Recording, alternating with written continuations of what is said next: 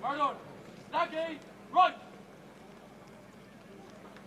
Gargoyle, up break, out.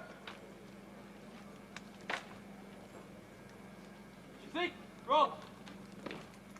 Arrow.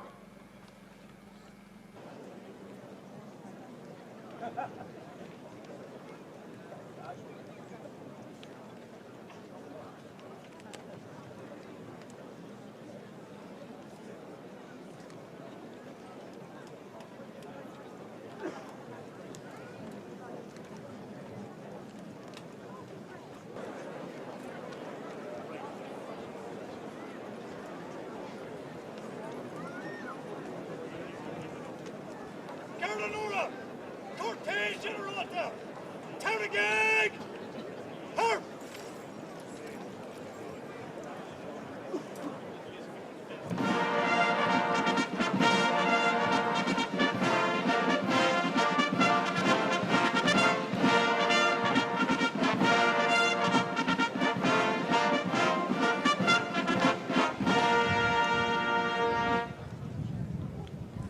Carolina, Humphrey, Harp.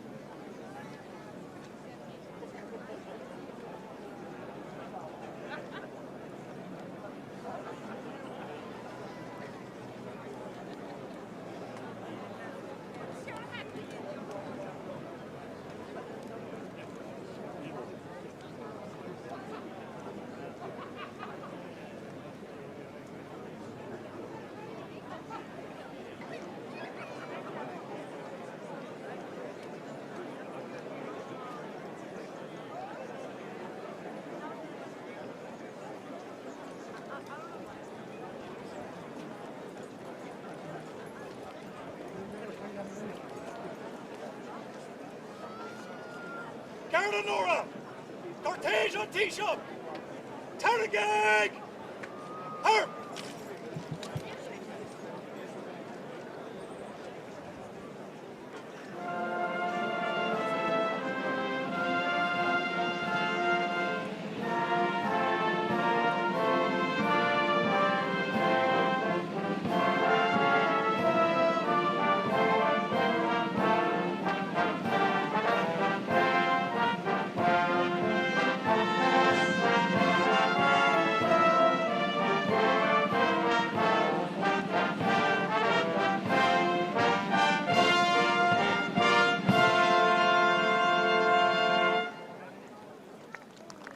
Carolina, Humphrey, Harp.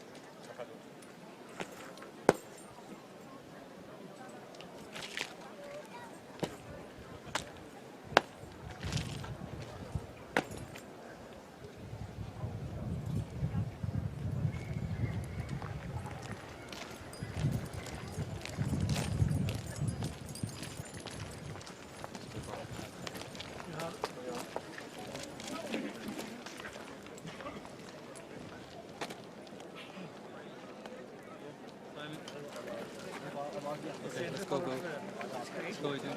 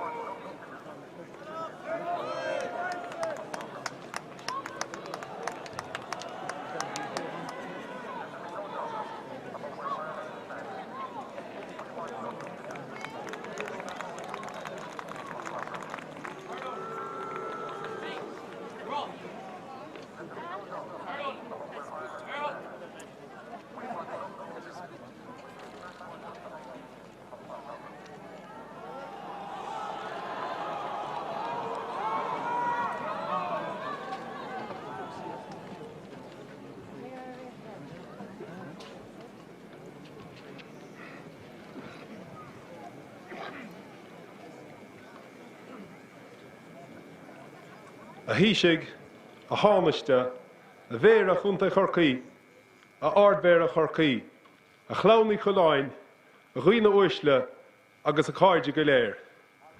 Is mór an ár domsa haar cheann chuiste chamóra bhíhílí choláin. Fáilte mór a chur roimh go léir go Béal na Bláth, an áit starúil seo ina bhór Mícheál Chuileán bás 100 bliain ó shin. Our commemoration committee was established over 40 years after the death of Michael Collins by a group of citizens who sought to ensure that his memory and accomplishments should not fade into oblivion. The success of their efforts is plain for all to see by the magnificent gathering here today and the fact that there are thousands of others joining us on television and online, both here in Ireland and throughout the world.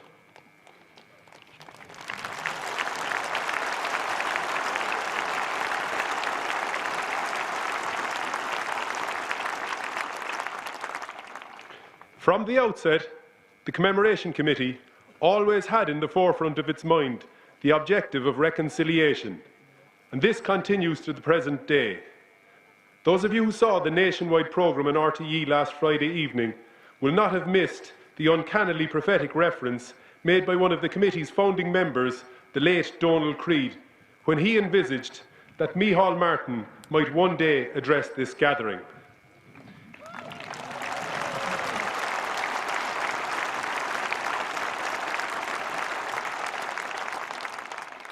This generosity of spirit was reciprocated by the late Brian Lenihan when he spoke here in 2010, and it would be hard to improve upon the remarks he made that day. And I quote, "If today's commemoration can be seen as a further public act of historical reconciliation at one of Ireland's most sacred places, then I will be proud to have played my part."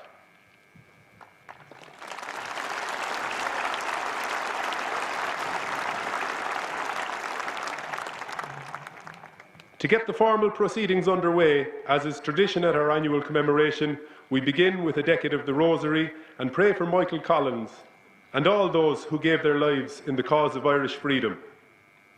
We also remember deceased members of our committee, the most recent of whom was the late Noel Collins, who died some months ago. I now ask Canon Humphrey O'Mahony to lead us in prayer.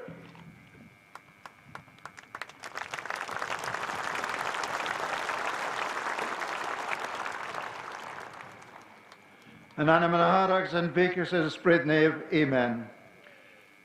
We ask prayer has always been part of the celebration here at Béal, and so we continue that tradition today by offering the first glorious mystery of the Most Holy Rosary for the happy repose of the soul of General Michael Collins, in this place that is special for us all.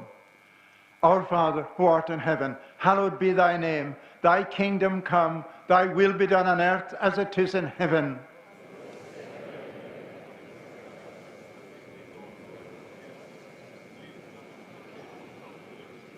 Hail Mary, full of grace, the Lord is with thee. Blessed art thou amongst women. Blessed is the fruit of thy womb, Jesus. Hail Mary, full of grace, the Lord is with thee. Blessed art thou amongst women. Blessed is the fruit of thy womb, Jesus. Hail Mary, full of grace, the Lord is with thee. Blessed art thou amongst women. Blessed is the fruit of thy womb, Jesus. Hail Mary, full of grace, the Lord is with thee. Blessed art thou amongst women. Blessed is the fruit of thy womb, Jesus. Hail Mary, full of grace, the Lord is with thee. Blessed art thou amongst women. Blessed is the fruit of thy womb, Jesus. Hail Mary, full of grace, the Lord is with thee. Blessed art thou amongst women. Blessed is the fruit of thy womb, Jesus. Hail Mary, full of grace, the Lord is with thee. Blessed art thou amongst women. Blessed is the fruit of thy womb, Jesus. Hail Mary, full of grace, the Lord is with thee. Blessed art thou amongst women. Blessed is the fruit of thy womb, Jesus. Hail Mary, full of grace, the Lord is with thee. Blessed art thou amongst women. Blessed is the fruit of thy womb, Jesus. Hail Mary, full of grace, the Lord is with thee. Blessed art thou amongst women. Blessed is the fruit of thy womb, Jesus. Glory be to the Father, and to the Son, and to the Holy Spirit. Eternal rest grant unto him, O Lord. Let perpetual light shine upon him. May he rest in peace. May his soul and the souls of all the faithful departed, through the mercy of God, rest in peace. Amen. In the name of the Father, and of the Son, the Holy Spirit. Amen. Have a lovely day, and God bless you all.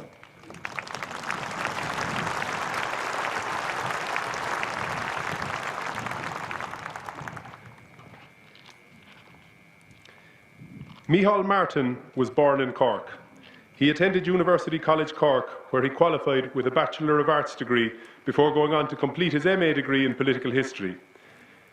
He was first elected to Cork Corporation in 1985, to Dáil Éireann in 1989, and served as Lord Mayor of Cork in 1992-93. Prior to becoming Taoiseach in June 2020, he had served in 4 different cabinet positions. A Taoiseach, Cégur Corcaíochtú, is tócha gur cluiche aspaile de hais éigen an ácáilte a duite inniuh, ach chuna bheith dá riar mar eall is cúis áthis duine mar chuiste gur ghlachtú lenar gcuire chuna bheith an so in our meas go inniuh. Agus tá míid thar bheith buíocht diat.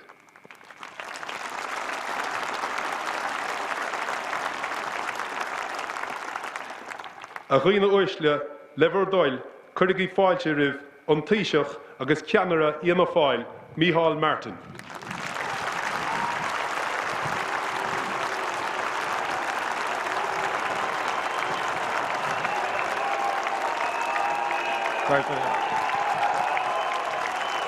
A vera chorcí, ard vera na carach, a háiste, a araganóí achtracha agus cosanta, ara dilí agus curt, a bhainter í chaláin, a bhuiil an Oireachtais, a anada pobl galéir, bhuiil óglaigh na hÉireann, agus a gcuoine úsle idir cléir agus tua. Is priviléid mhór domsa mar Taoiseach, bheith láthir an seo tránóna inmh ag an síos darúil ag Béal na Mná. Is áid lárnach í seo, is star agus aireach na hÉireann, sí seo in éir chorcaí, ag go bhfuil míid bailithe inmh, I gcuoine an léoch agus an gascíoch éireannach Micheál Chaláin, a cailleach an seo Céad Blin ó Hin.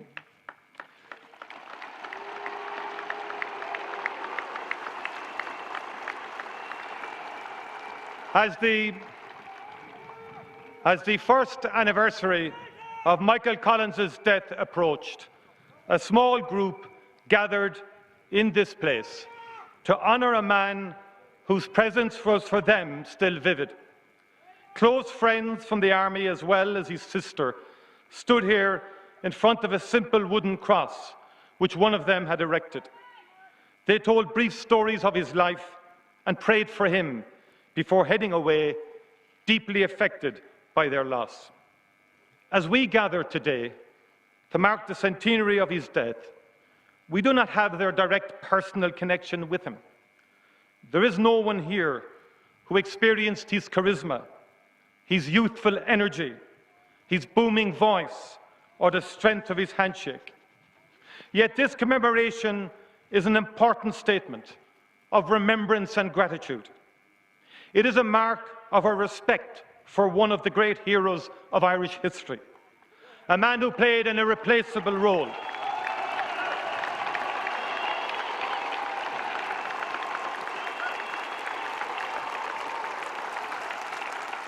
A man who played an irreplaceable role in securing Irish freedom.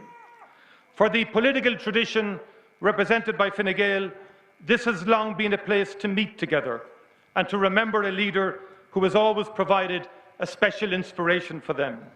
However, it is also an important site for all who honour and respect our independence struggle and our democracy.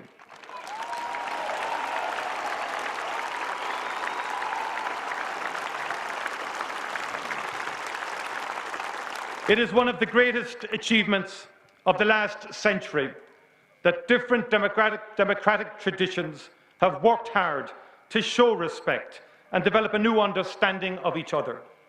And we should acknowledge the special role which the Collins' family and the Commemoration Committee have played in this over many decades. 50 years ago, their work led one of my predecessors, Jack Lynch, to designate the Collins' homestead as a national monument and to take it into the care of the state. At the same time, the Fianna Fáil Minister for Defence, Jerry Cronin, accepted an invitation to attend this commemoration and laid a wreath on behalf of the government. The invitation to my late colleague Brian Lenihan to speak here 12 years ago marked another important moment. These and many other generous and open gestures have helped ensure that democratic Irish nationalism has found so much common ground in looking back at our history and the role of our founders in winning independence. It is my honour and privilege to be here as Taoiseach and as leader of Fianna Fáil to join you in paying tribute to Michael Collins.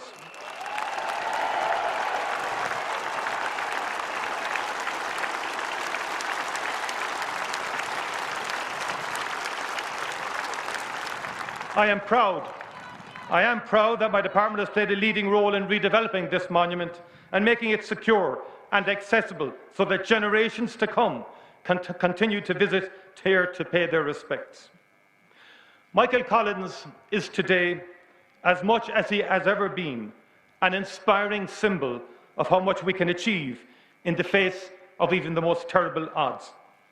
In his short 31 years, he rose from a modest West Cork home to become a leader in a struggle for independence, a struggle which is responsible for what is today one of the longest continuous democracies in the world. Everything he achieved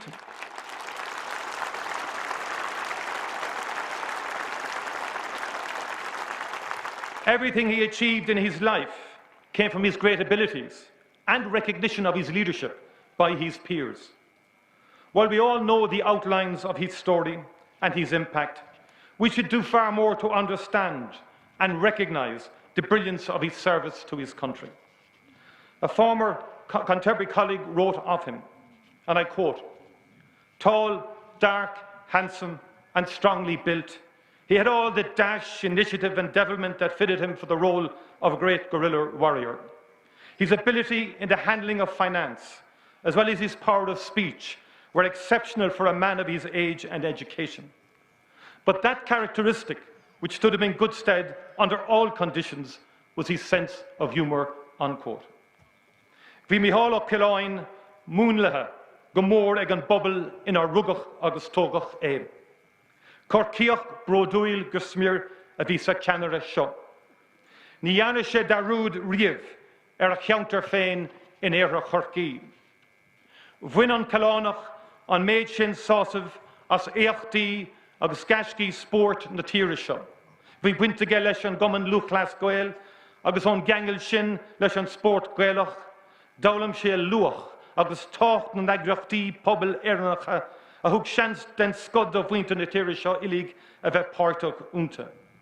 Nuair a bhí an Ciallánach críochnathe lena scoilíocht, thosaigh sé láithreach ag corla, ag tacúla, agus ina cheantar sin bhí sé gníomhach I manú agus agrú na nagraíochtaí a raibh drúbhaint a có lenar nachbheocanna cultúrtha. Here in West Cork, Michael Collins was immersed in its defining characteristics of self-reliance, determination and compassion. He was shaped by this community, and this remained his greatest strength. After spending 10 years working in London in various clerical jobs, he returned to Ireland in early 1916, and for what became 6.5 dramatic years, which transformed his country. Michael Collins was never into hero worship, and he always saw himself as part of a broad movement. After his service as aide-de-camp to Joseph Mary Plunkett in the GPO, imprisonment was a time for him to reflect on new ways forward.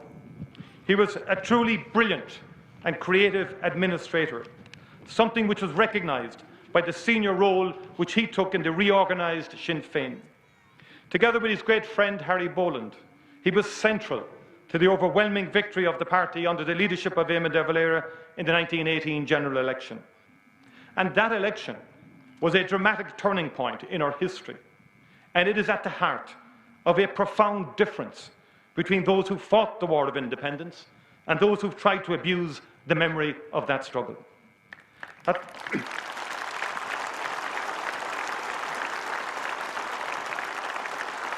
At the first possible moment, the separatist struggle obtained and retained full democratic legitimacy, a legitimacy which was central to its rapid progress and victory. Facing down an empire which spanned the world required a lot more than determination and public support. It required a new type and level of organisation never before seen in an independent struggle. At the very heart of this was Michael Collins. Witnessing this, no one could argue with the fact that the Irish people were ready to control their own future. Collins was a sincere advocate for the treaty, and he was just as committed to trying to prevent the drift towards civil war. A new generation of historians has looked at the fateful events which led to the Civil War, using a range of sources never before available.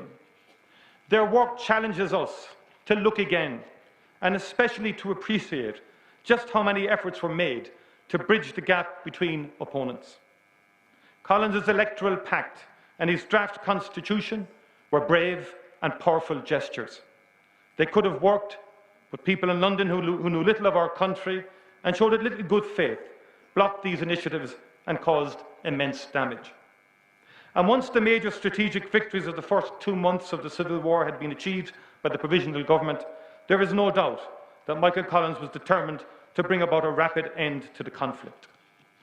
He did not demonise others because he remembered all he had gone through with them as colleagues and friends. He never celebrated deaths of opponents and showed deep compassion, openly weeping when he heard of the deaths of former colleagues like Cathal Brew. And news of his own death is reported to have been met with silence and prayers when it reached Republican prisoners. It is perhaps the greatest tragedy of Michael Collins' death that it deprived us of our best hope for reconciliation. The bitterness which grew out of the events of the following year showed how much was lost in this place. We should also do more to remember Michael Collins' relentless work to try to protect Northern nationalists and his opposition to the partition of our country, which had been imposed in 1920. Throughout the months before his death, he continuously challenged London to protect the rights of nationalists in the North. Again and again, he tried to stop the systemic violence directed against them.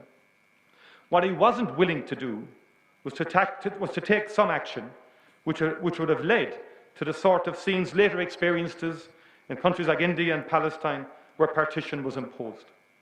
The near complete expulsion of minorities and mass violence defined those partitions, and there's every reason to believe that could have occurred here. Collins?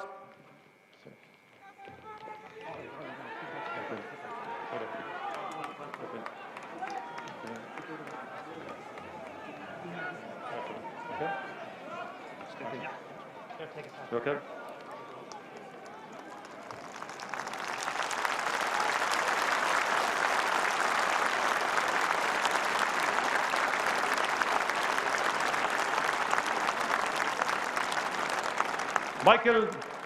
Michael Collins acutely felt the outrage of creating a state based on a sectarian headcount. But he also didn't believe that a new Ireland could be built through a deadly conflict between the two major traditions which share our island. For too long, people have ignored this fact. The truly historic breakthrough of democratic politics and the Good Friday Agreement gave to our generation, as Seamus Mallon put it, a new dispensation, an opportunity to put sectarianism and artificial division behind us. And that remains our challenge, to do the hard work of moving words to real action on building a shared island, an island where we show respect for our past, but we embrace the much harder work of reaching out and respecting each other.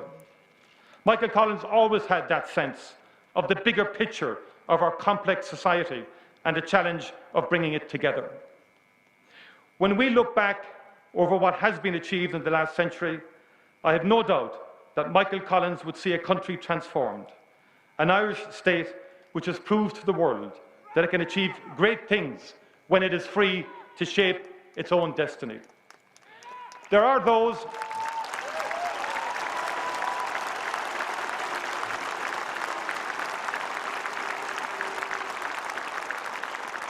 those who claim in ever more passionate speeches that Ireland has achieved nothing in 100 years and that we are close to being some sort of failed state.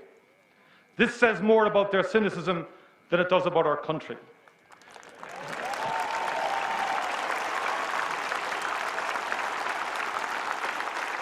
We should never forget that in 1922, Ireland was one of the poorest countries in the world. Michael Collins' father had himself survived one of the most traumatic and deadly famines ever recorded. With few natural resources, little industry, and separated from a significant part of its historic territory, the state which emerged from our revolution faced dramatic hurdles. And it overcame those hurdles time and time again. 2 million more people live here today than a century ago. We have recorded one of the highest and most sustained increases in life expectancy of any country. Today, over 25 years longer than it was in 1922, with reductions in infant and maternal mortality equal to those seen anywhere. In independent Ireland, each new generation has had greater access to education and achieved higher levels of education. And we have progressed from being one of the most peripheral and poorest countries in the world to the most globally connected of all in terms of trade and employment. No one doubts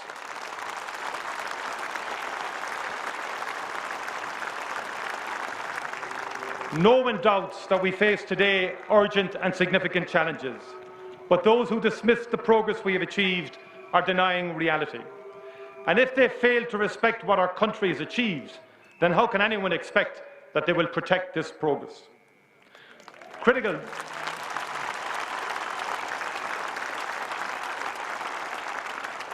for our country is that we have avoided the extremes of the left and right, which brought such misery to other countries in the last century.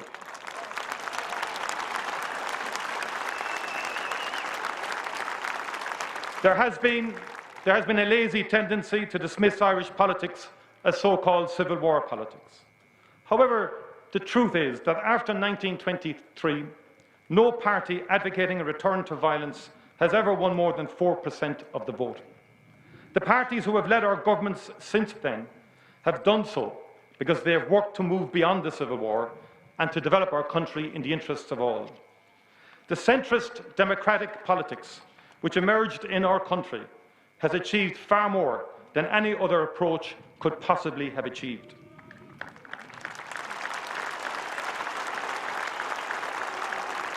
Irish politics has allowed an honest choice between parties which differ on many important issues, but have shared a commitment to democracy, to Ireland's place in Europe, and to creating new opportunities. This is true to the best and most important element of the tradition founded by Wolfe Tone, and which was central to our revolution. That is the commitment to keep evolving, to be open to new ideas, and to be focused on the needs of today and the future. And we need to do more to confront the new revisionism of those who tried to denigrate our country's achievements and who tried to claim legitimacy for violent campaigns waged in the face of the opposition of the Irish people.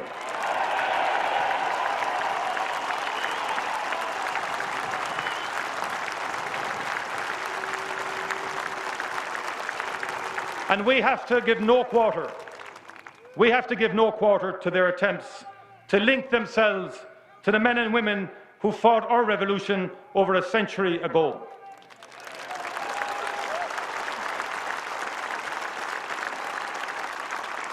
The fact is that our great revolutionary generation radically changed our possibilities, and every major piece of progress our country has secured since then has been through centrist and democratic politics. Our centrist politics has ensured that Ireland has stood for the values of freedom, human rights and democracy in the world. It is the reason why we joined a union of European democracies, why we are active in promoting the rule of law as a fundamental principle, and why we've been resolute in our support for Ukraine as it stands against the imperialist aggression of Russia. And it is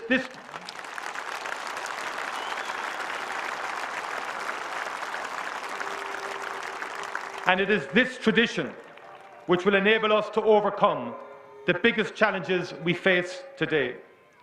The ability for parties which have different programmes to find a way to work constructively together is central to this government. It is why we can and we will deliver ambitious programmes on the critical issues of housing, climate change and health. It is why we have recovered from the fastest-hitting recession of modern times and have an economy strong enough to help people in the face of rapidly rising international prices. And this willingness to find common ground is why we have been able to take an approach to remembering even the most difficult parts of our history in an inclusive, respectful and constructive way. The crowd gathered here today, the presence of representatives of different traditions, and the role of Óglaigh na hÉireann in honouring a fallen leader shows how far we have come since the first anniversary of Michael Collins' death. In his short 31 years, Michael Collins made a deep, lasting and positive impact on our country. Shaped by the ideals of his community, he devoted his life to his country. He was a dynamic leader who could both inspire people and in the middle of a bloody conflict build a new administration from nothing. He is a key reason why we have been able to build a country which, while it still faces major challenges, has been transformed for the better. For this, today, as much as ever before, he deserves our gratitude, and he deserves to be remembered as one of the greatest Irish men to have ever lived. Ar yeiste go raibh a anam dílis. Thank you.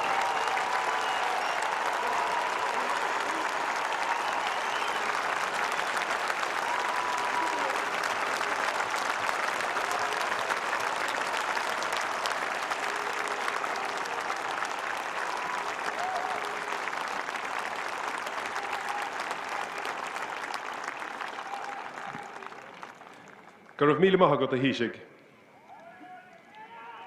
Leo Varadkar was born in Dublin. He is a qualified medical doctor and a graduate of Trinity College. He was co-opted to Fingal County Council in 2003 and was first elected to Dáil Éireann in 2007.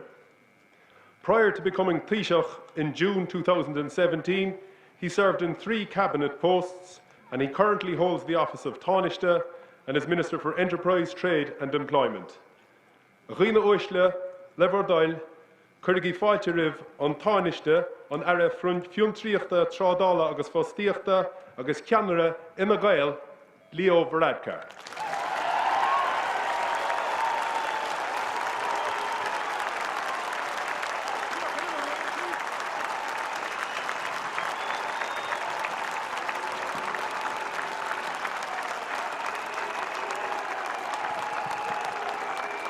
Taoiseach, Ministers, Mayor Danny Collins, Lord Mayor Deirdre Ford, Chief of Staff of the Defence Forces, Lieutenant General Sean Clancy, members of the Defence Forces, members of the Oireachtas, councillors Canon O'Mahony, members of the Collins family, colleagues and friends.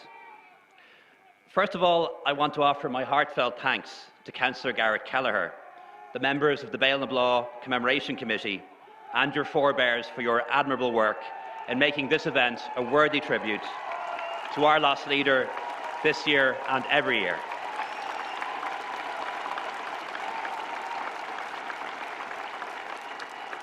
For so many who admire Michael Collins, the ceremony at Béal na Bláth is an annual pilgrimage.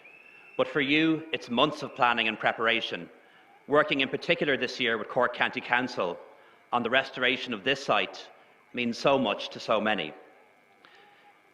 Colleagues, this is a painful site of memory for so many connected with Michael Collins. It is a place of death, forever associated with a senseless killing in an unnecessary war in which brother turned on brother. So it's fitting that we gather here today and remember, because what happened here 100 years ago changed the course of Irish history.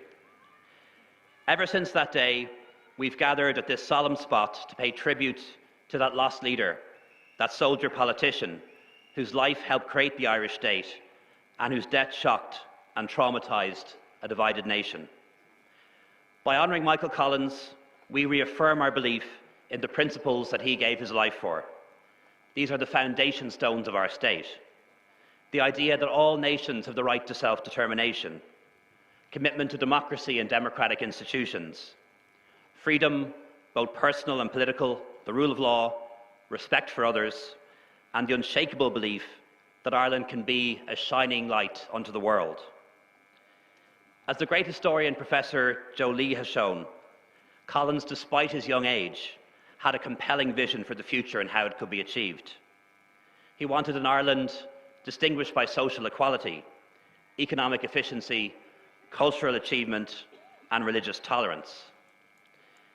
This dream was not achieved in 1922. But over the past 100 years, it has slowly been realised by Irish men and women who took courageous steps on the path to freedom he identified, and we continue to follow in those footsteps today.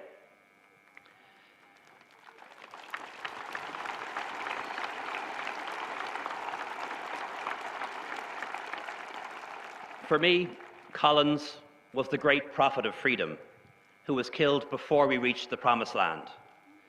That was the great tragedy of Béal na Bláth and the curse of the Civil War. And by commemorating his death each year, we remember his sacrifice and we make an act of faith in the Ireland he and the revolutionary generation wanted to achieve. This event is therefore an opportunity to remember his life, reflect on what has been achieved, where we've fallen short, and renew our determination to do better. Colleagues, friends, Béal na Bláth has often helped to point the way to changes happening in our politics and society. 12 years ago, my constituency colleague Brian Lenhan made history here in giving the oration. In becoming the first Fianna Fáil minister to speak here, he knew that he was performing a public act of historical reconciliation, to use his words. It was also an act of courage typical of the man. As we all know, it was a terrible time in his life, as he did everything he could to save the economy and the sovereignty of our state, while at the same time receiving treatment for cancer that would end his life only 10 months later. His words, spoken here in 2010, still resonate today. The spirit of Collins is the spirit of the nation. It must continue to inspire everyone in public life, irrespective of party or tradition. Today we make history of a different kind, with two orations by the Taoiseach and Taoiseach of the day, the leaders of the two political parties which emerged out of the Civil War and which for too long were divided by mutual antagonism.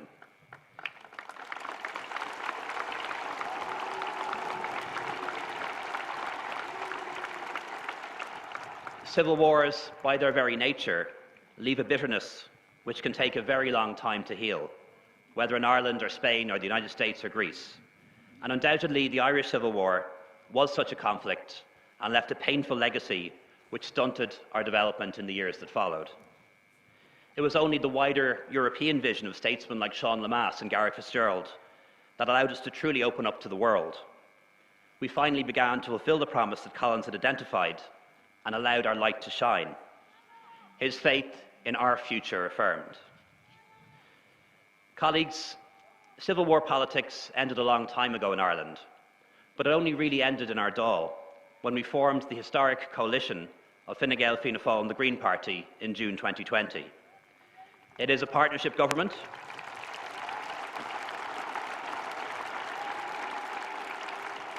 a government of equals which has worked well despite our different traditions and identities, because it has made the guiding focus finding solutions to the crises that affect our country, the international order, and indeed our planet.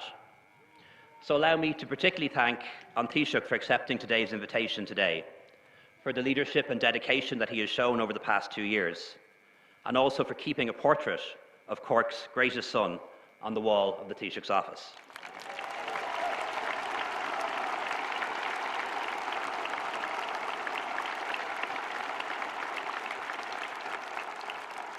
The historical significance of Michael Collins is hard to challenge.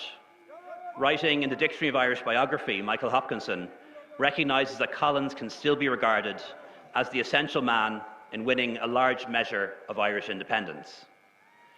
His achievements were manifold. As Minister for Finance in the first Dáil, he created the framework for freedom. The revolution had to be crowd-funded, and thanks to the money he raised, an independent government was able to operate in a state that did not yet exist. As Director of Intelligence during the War of Independence, he was able to paralyse the imperial war machine and expose its frailty to the world. As a negotiator, he was able to secure a deal that went beyond anything ever conceded by the British Empire before: statehood, political and economic sovereignty, and a pathway to gain more, including a republic and reunification by democratic consent.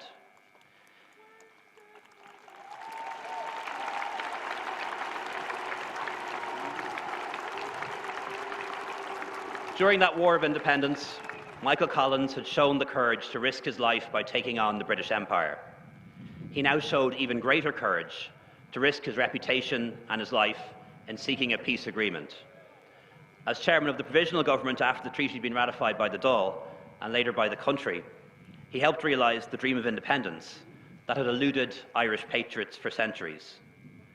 Declared many times, the Irish Free State, Saoirseáit Éireann, was the first to be recognised internationally. For me, Michael Collins is a profile in courage. In 6 short years between Easter 1916 and the summer of 1922, he packed in so much and achieved so much. Cred sé gur bhéadach éire fágáil impereacht na Breataine. Cred sé gur bhéadach sí a bheith na Stát néir séir neamhspleách den leatach. Dachraigh siad an domhain, ó Cuileáin agus an glúin rabhlódathe. Spraig scéal neamhspleáchas na hÉireann, daoine in India, agus Egypt, agus ar fud na Crinne. Chorthaí ó Cuileáin gur bhain de teornacha impereachta. Léirí sé an méid a d'fhéad fia winseamach de hurlú cogaí.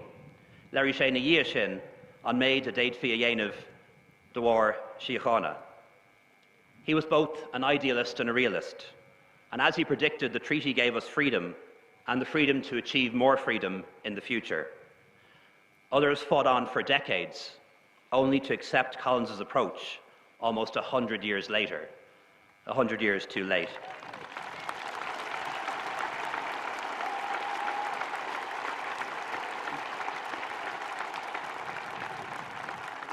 He had the courage to make peace and accept that in doing so he could not take everyone with him. It cost him his life, but his legacy and mission live on forever.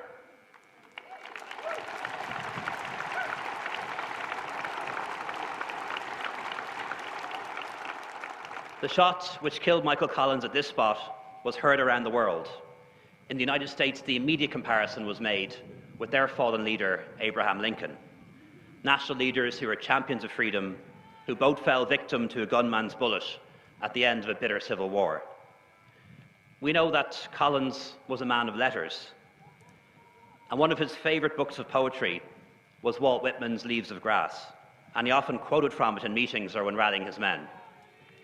Collins was especially familiar with Whitman's poems on the death of Lincoln, lines of which captured the emotion and the trauma of losing a martyred president. They also captured the emotion and trauma of Béal na Bláth. Hushed were the camps around Ireland 100 years ago at our dear commander's death. Both sides in the Civil War mourned his loss, those who were pro-treaty as well as those who'd taken a different direction, despite their great love and admiration for him. A nation at war was momentarily united in grief. I'm struck today again, as I was last week at Glasnevin at the graves of Collins and Griffith, by the achievement of those who took on the mantle of leadership after their deaths 100 years ago. Led by W.T. Cosgrave, they embedded democracy and had the imagination to initiate incredibly ambitious economic development programs, like the Ardna Prussia Shannon Power Scheme, renewable energy to bring heat and light to every home in the land 100 years ago. They also upheld the principles of democracy by enabling a peaceful transition of power in 1932. In contrast to many other states, new states which came into existence after the First World War, we survived and passed our first test. Collins' legacy was multitude. Unlike others whose defining idea of achievement of a republic, who found themselves unable to compromise to bring it into existence, Collins viewed freedom in a different way. He saw it as something that was more than just a description. To have real meaning, it had to be felt, had to be experienced, and had to be lived. For Collins, the 1916 proclamation was our declaration of independence and a starting point on our path to freedom. It did not represent the end of the journey. Neither did the Anglo-Irish Treaty. The genius of Michael Collins was that he saw the promise and potential of Ireland. What made his vision original was that he was prepared to go beyond narrow definitions and rigid labels. His stepping stones were not part of a linear path to a preordained conclusion. Instead of a republic, he could accept a free state, knowing that this name and designation could be changed at the right time, and indeed it was. He helped write a new constitution, knowing it could be amended and replaced in the future, as it was. He agreed to unity by democratic consent, thus securing a state with 26 counties instead of 32, knowing that these were the first words in the story of the Irish state and not the final ones.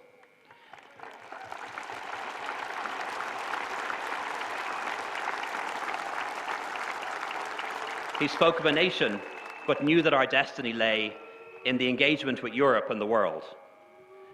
Shortly before he was killed, Michael Collins declared that our destiny, as I mentioned earlier, was to become a shining light in a dark world.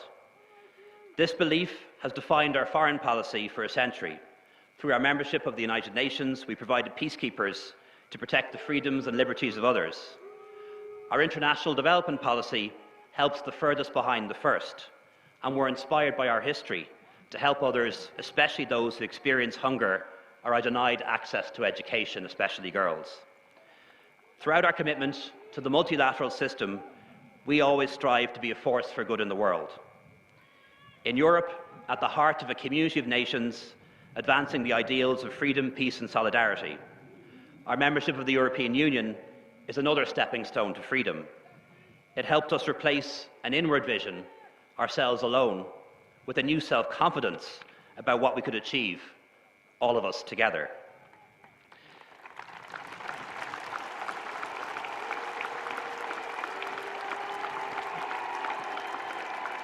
I firmly believe Michael Collins intended his legacy did not intend his legacy to be the last word on Irish freedom. Instead, he gave us the freedom, the opportunity, the possibility to find our own path to it. And on the centenary of his death, we pay tribute from this place on behalf of a grateful nation and join together to say to Michael Collins, thank you.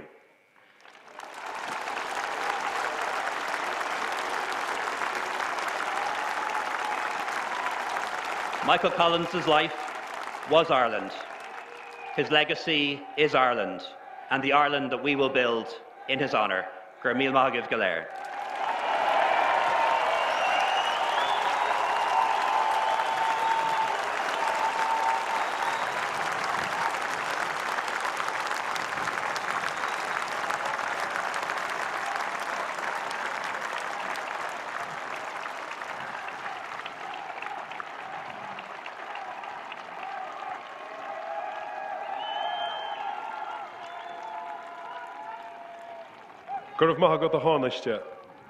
I would now like to ask Eleanor Moore, great-grandniece of Michael Collins, to speak on behalf of the Collins family.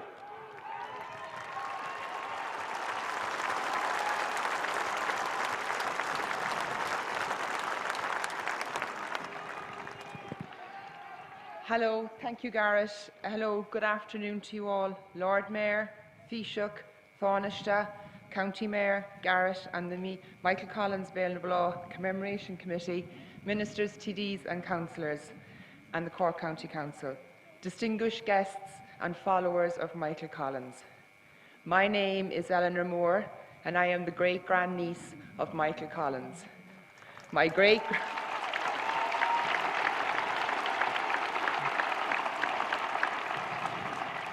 great-grandmother, Mary Collins Pole, was Michael Collins' older sister. I am both honoured and humbled to be representing the extended Michael Collins family on the centenary anniversary of his death. I would like to thank both the Taoiseach and the Taoiseach for their orations here today.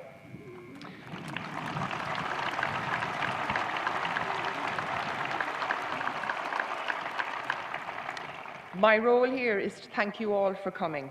It's been an amazing weekend for the family, and we have met and chatted to many followers of Michael Collins and his legacy. On thinking about what to say here today from the family perspective, I came across the Cork Examiner of Thursday, August 24th, 1922. The headline was, "Heroic Death of Michael Collins." In a column, there was a message from the Irish Provisional Government, which stated, "In every phase of the awakened activity of the nation, constructive, administrative, executive, military, the personality of Michael Collins was vivid and impelling. He has been slain to our unutterable grief and loss, but he cannot die. He will live in the rule of the people, which he gave his great best to assert and confirm, and which his colleagues undertake as a solemn charge to maintain." To me, this quote is borne out here today and is still pertinent on the centenary of his death, in the crowd of followers and in what both the Taoiseach and Taoiseach have said here today.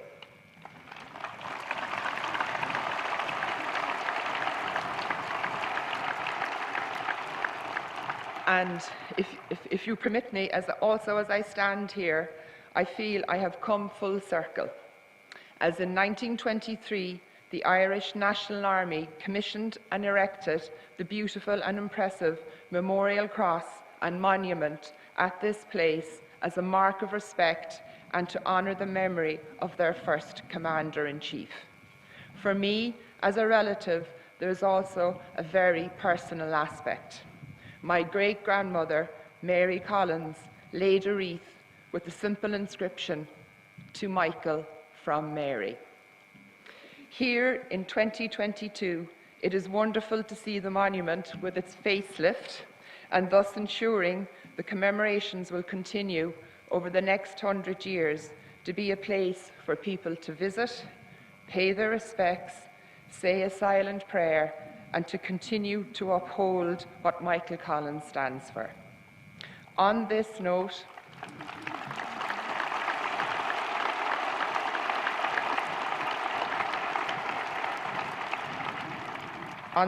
as I said earlier, I would like to sincerely thank everyone involved who have made this centenary anniversary very special to all, and particularly to the extended family of Michael Collins. I would like to thank the Commemoration Committee, the Army, An Garda Síochána, the farmers and landowners, stewards and volunteers, Taoiseach Tánaiste, and all who were present here today to make this work. Gula míle maith agaibh, go léir.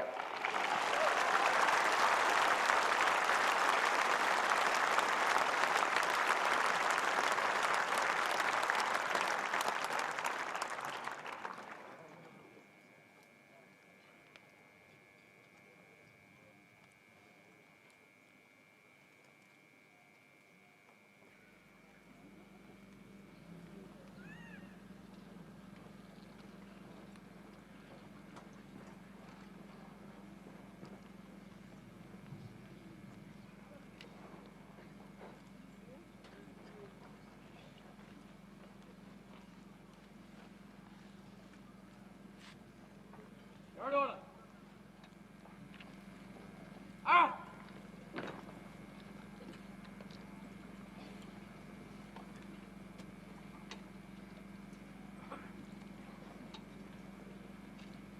Guard order. I shall break. Out!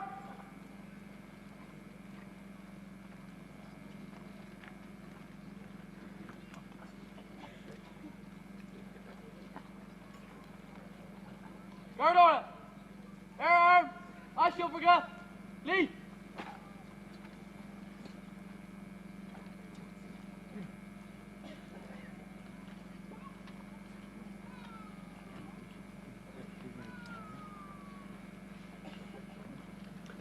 I now call upon the Taoiseach, the Tánaiste, John Metcalfe representing the Commemoration Committee, Michael O'Mahony representing the Collins family, to lay wreaths.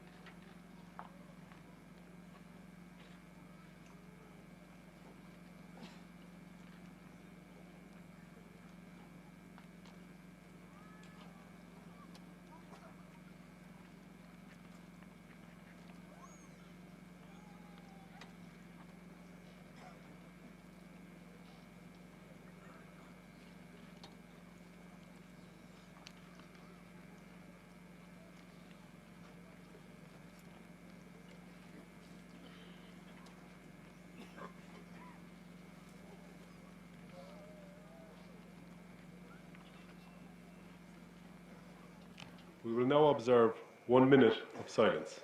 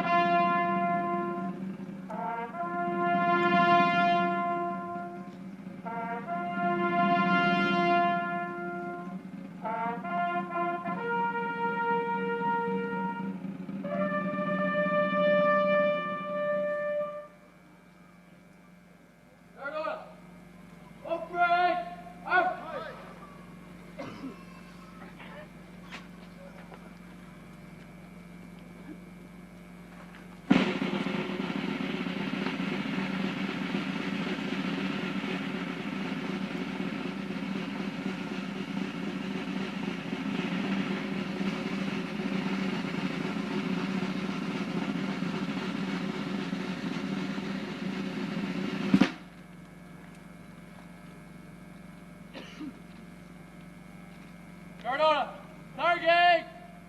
Out!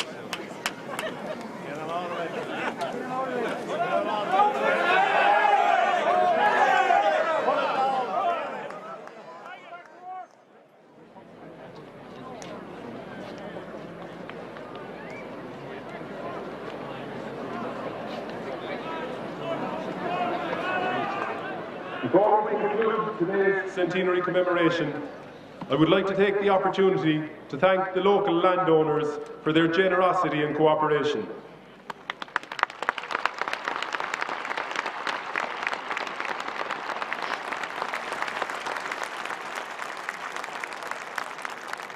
I also wish to thank Cork County Council, the Defence Forces, An Garda Síochána, Kilmurray GAA Club, West Cork Civil Defence, our stewards and volunteers, RTE and members of the press for all they have done.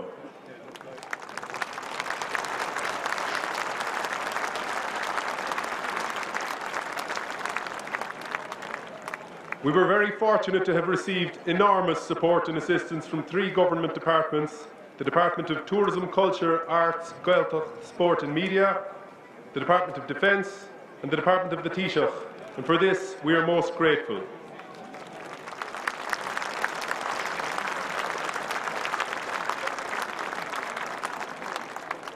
I wish to thank Audrey Dalton Simmons for having travelled from the United States to be with us here this afternoon.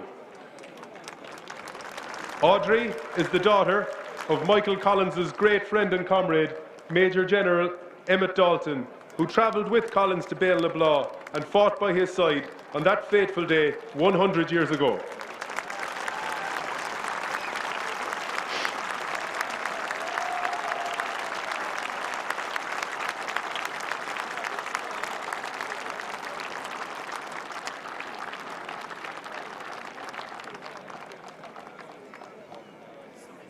I wish to publicly acknowledge the huge amount of work carried out by the Commemoration Committee, here to my left, to ensure the smooth running of today's events.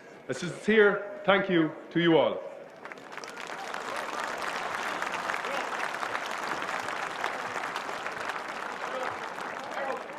Finally, I would like to thank the Taoiseach and the Taoiseach for making today a truly memorable occasion.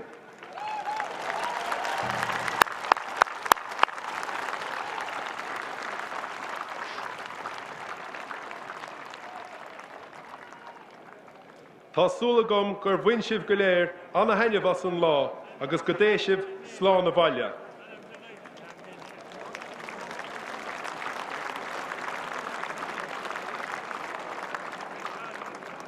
Can I now please ask everybody to remain in position until the military elements depart parade? Gurv Mahagaibh.